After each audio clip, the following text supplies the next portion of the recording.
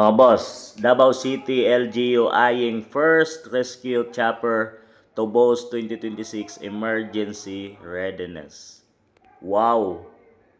Grabe mga boss, nakakabilib yung Davao City mga boss. Sinasabing wala silang utang mga boss at ginagamit nila ng tama ang buwis ng mamamayang sa Davao City mga boss. Talagang pagdating sa mga rescue na ganito mga boss, no, ay complete sila at ready. Nakita nyo yung nagkaroon ng sakuna sa Cebu City, yung baha at saka lindol mga boss. Nagpadala ng agarang tulong baya sa kanilang mga sakyan, mga food packs mga boss.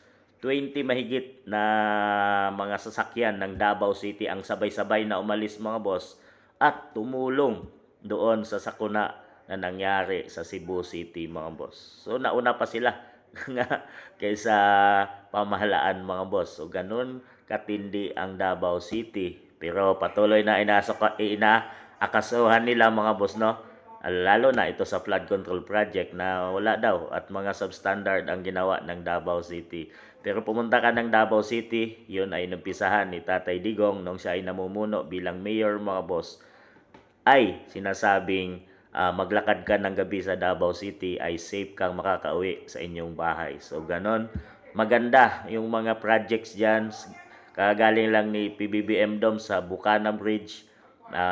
Talagang asenso ang Davao City at napakaganda, napakalinis. Yung mga kanilang kable ng kuryente mga boss ay hindi sala sa labat, bagkos nasa ilalim yung kanilang installation. So ito bagong chopper. At sa tingin ko sa buong Pilipinas mga boss na mga lugar, Davao City pa lang siguro magkakaroon ng chopper for the rescue mga boss pagdating sa emergency or may mga sakunang mangyayari. Dahil complete sila mga boss, talagang nakaready sila pagdating sa mga sakuna.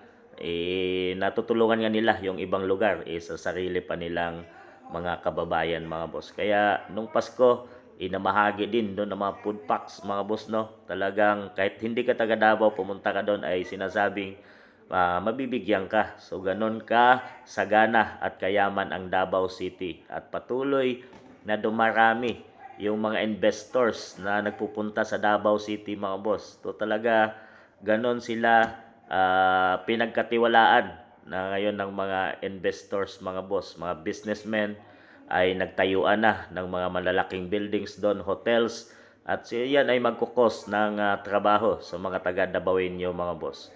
So talaga kung mayroong tamang pamumuno, tamang leader mga boss na walang takot at talagang hindi iniisip ang corruption, ibubulsa, ay ang makikinabang mga boss ay ang mga mamamayan ng Davao mismo dahil sa maganda yung namumuno at talaga diyan nakikilala ang mga Duterte mga boss dahil sila ang namumuno halos diyan sa Davao City at dito natin nakikita kung ano ang ginawa ng mga Duterte mga boss. Hindi na sila nagsasalita, taong bayan or ang kababayan na lang nila sa Davao City ang nagsasabi na napakaganda ng Davao City. Ito isang achievement na naman boss dahil Davao City lang ang magkakaroon nito. So anong masasabi nyo?